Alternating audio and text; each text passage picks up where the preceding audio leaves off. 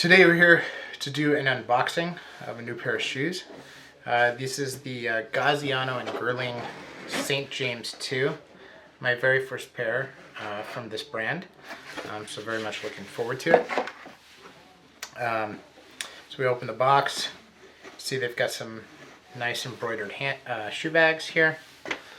They have principles for making the finest menswear shoes in the world. A little document tells us a little bit about what they're about. Some extra laces, a shine cloth, and then we have the shoes themselves. Now this is in a vintage cherry color, which I really like. Has a really good it's a combination of a red and mahogany, so it's kind of like a reddish mahogany, I guess. It's an Adelaide with a beautiful square toe. Squarish toe, chisel toe, right?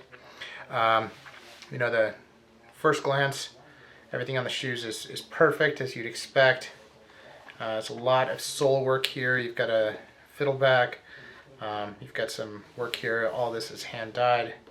Just a very good looking shoe. So can't wait to wear them. I'm super excited and happy to share this with all of you. So let me know your thoughts and any experiences you have